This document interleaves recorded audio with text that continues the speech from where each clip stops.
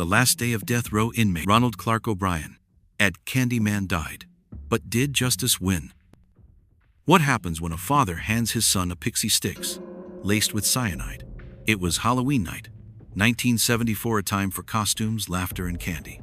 But in one quiet Texas suburb, the holiday turned into a nightmare that would haunt the nation for decades. That father was Ronald Clark O'Bryan, soon branded by the media as the Candyman. His shocking betrayal shattered the innocence of Halloween forever. 10 years later, in a prison deep in Huntsville, Texas, O'Bryan awoke to his final day on Earth. No more appeals, no more delays. Only hours remained before his execution by lethal injection. But what really happened during those final moments? Was there remorse, fear, defiance, or just silence?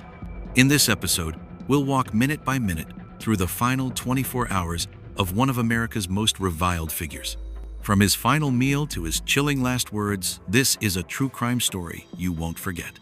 Dear friends, March the 30th, 1984, began like any other Friday night in Huntsville, Texas. Quiet roads, soft radios, a sense of normalcy. But inside the Ellis 1 unit, that calm belied a tension that could be felt in every corridor. Ronald Clark O'Bryan, the man who poisoned his own child with Halloween candy, was facing the final hours of his life. After nearly a decade on death row, time had run out. O'Bryan had spent those years in isolation, despised not just by the public, but even by fellow inmates. Prisoners convicted of violent crimes often maintain a code, and in their eyes, O'Bryan had broken the worst rule, betraying a child. He was ostracized, even petitioned against by inmates demanding to protest on the day of his execution. Few prisoners drew such collective hatred. The morning of March the 30th brought a familiar routine, but with unfamiliar weight. The cold fluorescent light in O'Bryan's cell flickered on around dawn. There was no sunrise to mark the day, just artificial light illuminating the walls he'd come to know all too well. He had barely slept. Death row is rarely quiet, but that night, even the noise had seemed to hush, as though the prison itself knew something final was approaching. His breakfast arrived at 7 o'clock a.m., scrambled eggs, toast, and watery coffee. Nothing ceremonial, no indulgence, just a tray slid through a metal slot like any other day. O'Bryan picked at the food but barely tasted it.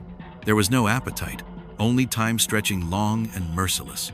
By mid-morning, he was moved to a holding area outside his cell. It was standard procedure for condemned inmates, but unlike others, O'Bryan showed no resistance.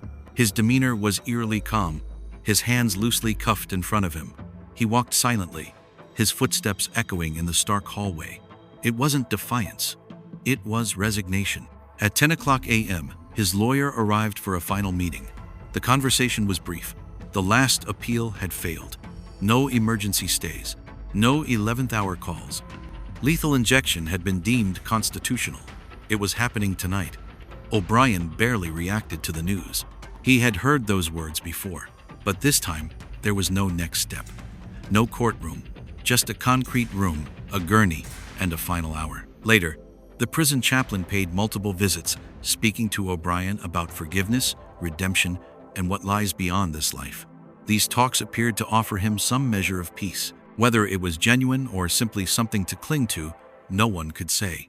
He leaned into his faith, perhaps as a final refuge from the truth that loomed ahead. At 4 o'clock p.m., the ritual of the final meal began.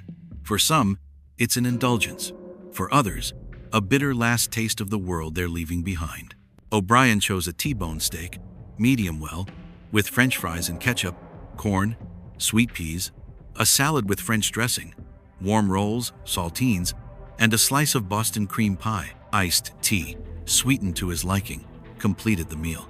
It was a generous spread, meticulously prepared. The kitchen staff performed their duties with silent solemnity, understanding the gravity of this moment, no matter the man receiving it. By 6 o'clock p.m., O'Bryan sat down to eat.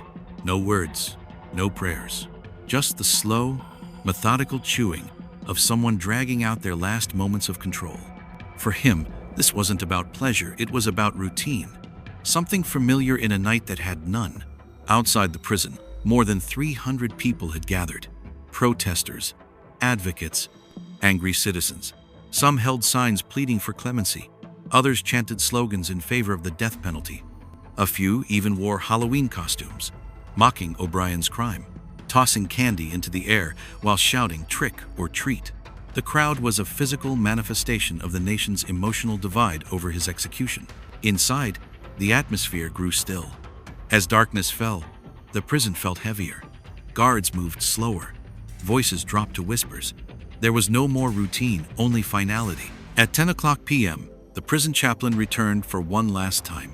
Carrying a worn Bible, he sat beside O'Brien, who simply nodded. There were no tears, no breakdowns, just quiet. The chaplain read softly, his voice filling the cold silence. Whether the words offered comfort or simply filled a void is anyone's guess. At 10:59 p.m., the warden appeared at O'Brien's cell. He didn't need to say much. "It's time" was enough. The condemned man stood up, slowly, deliberately. His fingers trembled slightly, his face blank. He was escorted by guards professionals who had walked these halls many times, but this time, their steps felt heavier. The walk to the death chamber took only a few minutes, but each footstep stretched time. O'Brien's breathing was steady. He didn't cry or speak, just walked, eyes fixed ahead. By 11:45 p.m., he was lying on the gurney, the cold vinyl beneath him, bright lights above. Observation windows on one side, with witnesses silently taking their seats, reporters, officials, a few relatives of victims. Medical technicians worked efficiently, inserting IV lines into his arms, sterilizing the skin. The bags of lethal chemicals hung in place. A final question was asked. Did he have any last words? O'Brien turned his head slightly, looked toward the glass, and spoke. "What is about to transpire in a few moments is wrong," he began. "We as human beings do make mistakes. This execution is one of those wrongs. I forgive all who have taken part in any way in my death." There was no apology for Timothy, no direct admission of guilt, just a carefully measured statement, part protest, part farewell. At exactly midnight, April 1st, 1984, the warden gave a small nod.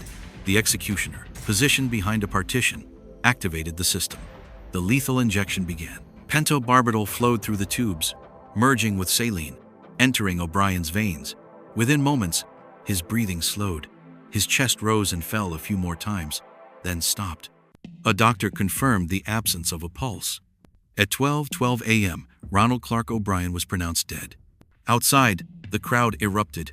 Cheers, chants, candy thrown into the night sky in grim celebration. Some rejoiced, others wept, but everyone felt something. Inside, the staff cleaned the chamber, IV lines removed, body covered, paperwork completed.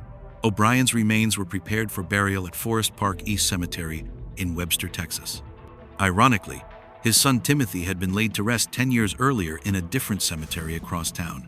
In nearby cells, fellow inmates listened to the quiet hum of finality. There was no mourning, only silence.